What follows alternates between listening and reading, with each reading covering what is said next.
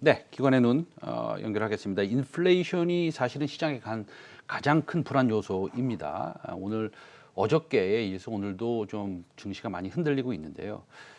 과연 인플레이션 우려가 해소될 것인지 아니면 시장에서 그냥 뭐 두려워하는 것인지 증시의 반등 모멘텀은 어디에 있는지 궁금증을 한번 풀어보도록 하겠습니다.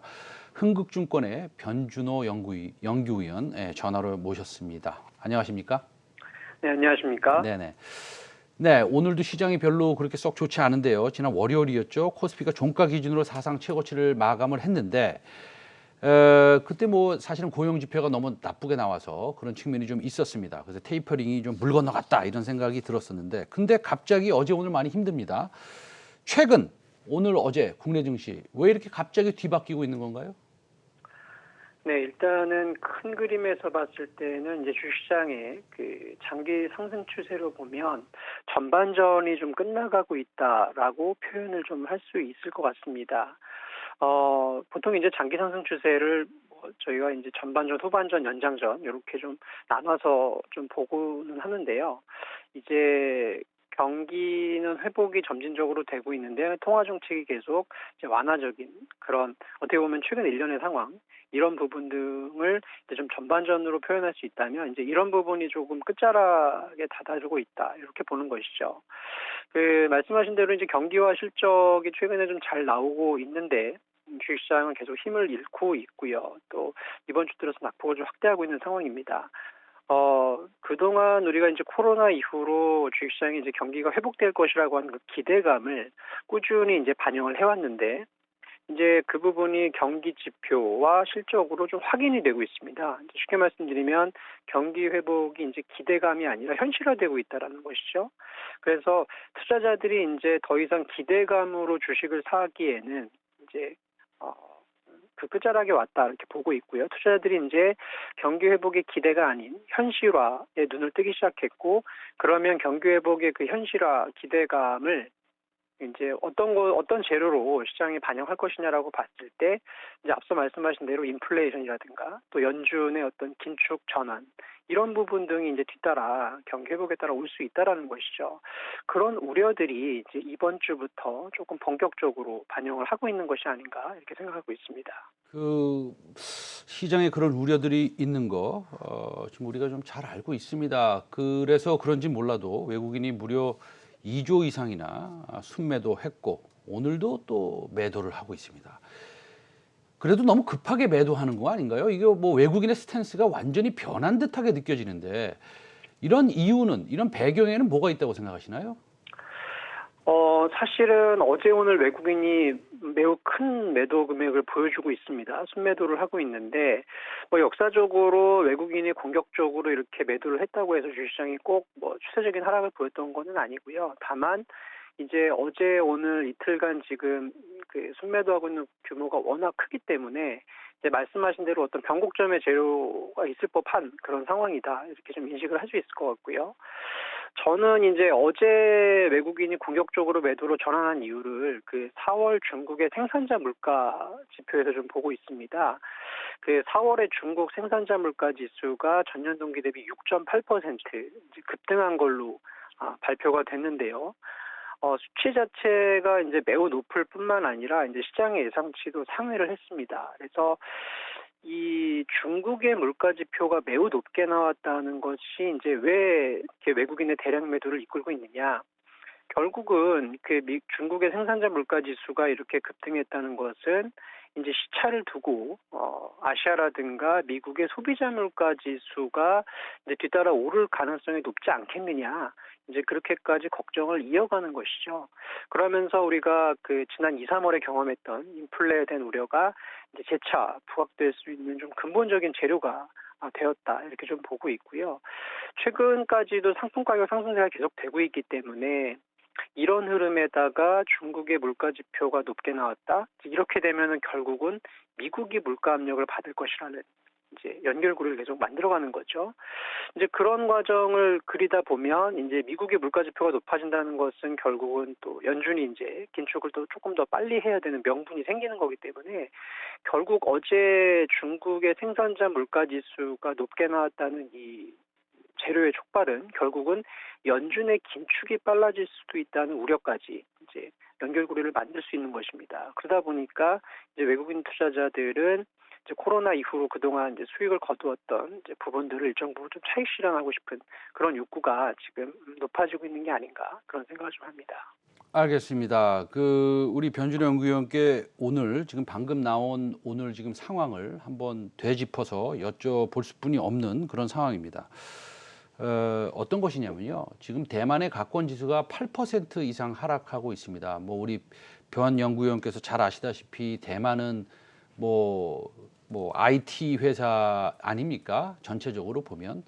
네. 물론 뭐 보험회사도 있고 은행도 있습니다만 그래서 8% 빠진다는 것은 전 종목이 하한가라는 것인데 거의 이렇다고 본다면 TSMC나 사실은 UMC의 실적도 4월 실적도 별로 안 좋았고 하면 분명히 우리나라 반도체 경기 내지는 뭐 각 종목별로 영향을 좀 미칠 것 같은데 이런 이유가 좀 배경은 될 수 없는지 다시 한번 여쭙고 싶습니다. 어떻게 생각하십니까?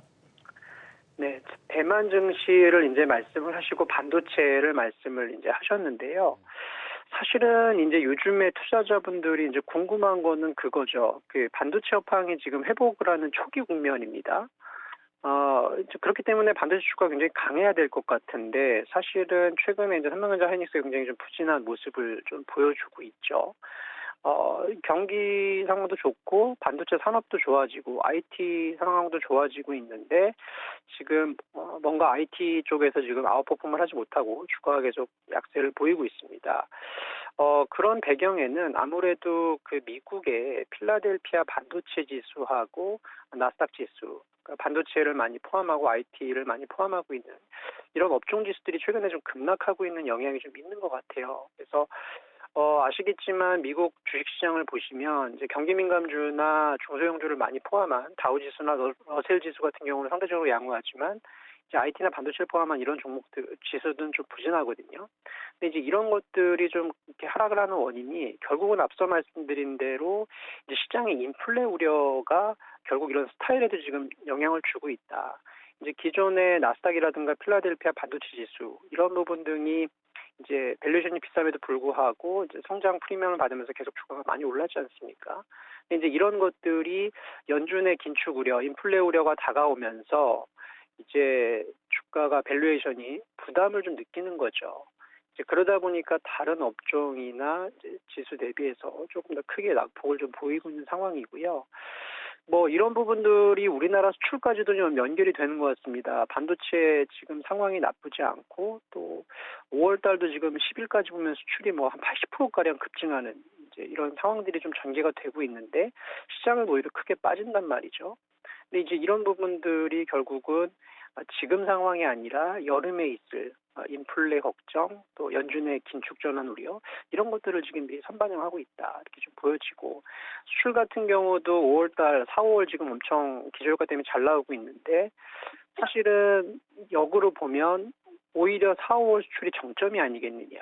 이제 6월, 7월 하반기로 갈수록 이제 매월 찍히는 수출 증가율은 낮아질 것입니다. 그래서 어떻게 보면은 지금 그 반도체 같은 경우는 약간 그 단기적인 정점 우려, 수출의 정점 우려 이런 것들도 지금 같이 있는 것 같아요. 그래서 지표가 잘 나오고 상황이 좋음에도 불구하고 이제 뭔가 다음 스테이지를 반영하면서 주가가 조금 우려를 먼저 선반영하고 있는 그런 흐름이 아닌가 이렇게 좀 보여집니다. 우리나라 증시를 보면 상당히 차별화 장세입니다. 지금 우리 그 제작진께서 지금 들으신다면 그 SK 하이닉스하고 HMM 주가를 같이 놓고 한번 보겠습니다. 자, 1분기 서프라이즈 실적이 나왔는데도 사실은 시장에 큰 영향을 미치지 않습니다. 시장 전체로 보면 그렇습니다. 근데 지금 SK 하이닉스하고 HMM 주가를 보여주시면 완전히 상반됩니다. 우리 그 변준호 연구원께서 이 SK 하이닉스, HM 주가를 같이 놓고 지금 보신다면 우리는 앞으로 어떻게 행동을 해야 됩니까? 최근에 이 두 종목을 이제 빗대어 말씀을 해주셨는데요. 네. 사실은 이거를 스타일로 말씀드리면 이제 가치주와 성장주로 좀 나눠볼 수 있을 것 같아요. 이제 기존에 작년에 이제 시장을 주도했던 BBIG 성장주들은 최근에 주가가 급락을 하고 있고요. 뭐 반도체도 굳이 구분하자면 성장주 쪽으로 포함될 수 있겠죠.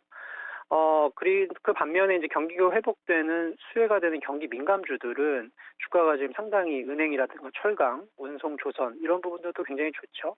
이런 차별 형태가 계속 되고 있습니다. 근데 이 흐름이 언제까지 이제 좀 지속될 거냐라고 봤을 때 제가 보기에는 이제 그 인플레 우려가 완화되는 시점 혹은 연준이 긴축의 스케줄을 이제 시장에 충분히 좀 보여주는 시점, 그때까지는 아마도 요런 그 가치주가 성장주를 좀 앞으로만은 흐름이 좀 단기적으로 계속 되지 않겠냐 싶고요.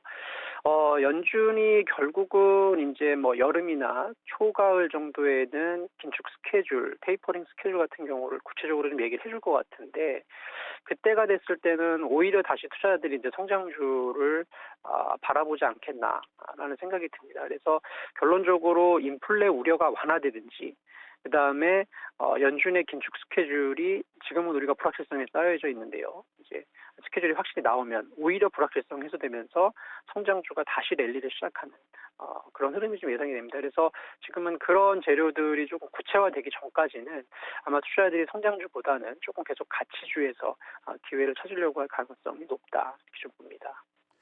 네, 그 사실은 테이퍼링 시기가 좀 늦어진다는 얘기가 있었다가 지금은 또 전혀 그렇게 생각 안 하는 그런 시장의 상황입니다. 우리 그 변준호 연구위원께서는 지금 상황에서 지금 이 시각부로 테이퍼링이 사실은 조금 연준에서 얘기하듯이 뭐 몇 개월 후에 일어날 것이다라고 생각하십니까? 아니면 그거보다 조금 더 빨리 일어날 수 있다 이렇게 보십니까? 어떻게 보세요? 사실은 지난 금요일 날 미국의 4월 고용 지표가 쇼크로 나오면서 연준의 긴축이 상당히 좀 멀어지겠다 이렇게 투자들이 안심을 하고 주식을 많이 탔었죠. 주가도 크게 올랐는데 또 이제 어제 발표된 중국 생산자 물가 지수를 보니까 또 연준의 긴축이 지금 빨라져야 될 것 같아요.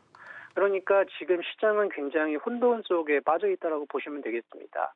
어떤 내용으로는 긴축이 좀 빨라야 될 것 같고 또 어떤 내용으로는 긴축이 좀 멀리 있어야 될 것 같거든요. 이제 이 얘기의 결론은 결국은 연준에 대한 불확실성이 시장에 반영이 되기 시작했다는 것입니다.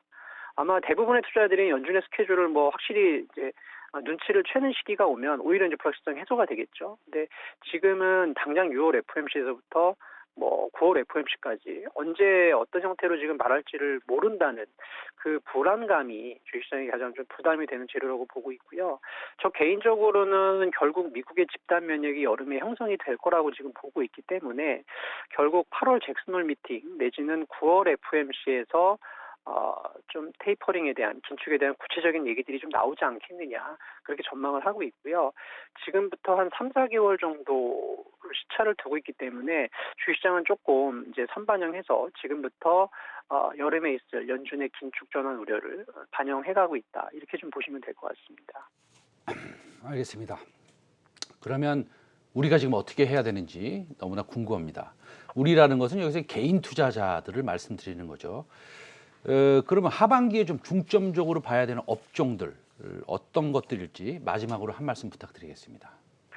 네, 그 이제 서두에서부터 계속 좀 지속적으로 말씀드린 건데요.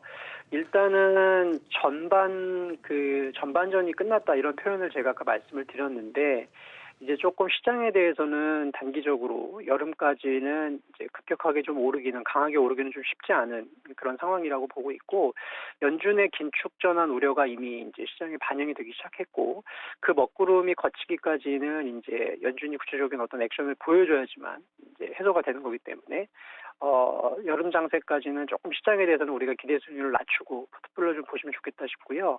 오늘 주식시장도 보시면은 시장은 급락하고 있지만 이제 그래도 주가가 좀 상승하고 있다든지 버티는 종목들은 1분기에 서프라이즈가 났던 그 가치주 저평가 종목들입니다. 그래서 그런 종목들을 중심으로 조금 포트폴리오를 안전하게 구성하시는 게 좋겠고요.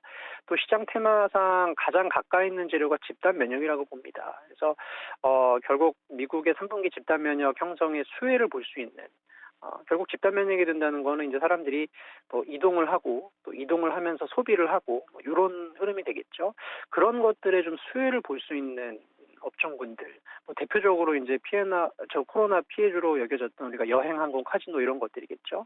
그래서 이런 집단 면역 수혜주들이 아마 주식시장의 하락을 조금 방어해 줄 수 있는 포트폴리오가 아니겠나. 그래서 집단 면역의 수혜주들을 중심으로 주식시장을 조금 바라보시고 시장의 하락폭이 연준의 긴축 우려를 좀 충분히 반영됐다고 볼 때는 이제 다시 좀 낙폭과대 성장주들을 접근하는 그런 방식으로 여름 장세를 좀 대비해야 되지 않을까 이렇게 보고 있습니다. 네, 좋은 말씀 잘 들었습니다. 네, 지금까지 변준호 흥국증권 연구위원과 말씀 나눴습니다. 감사합니다. 네, 감사합니다.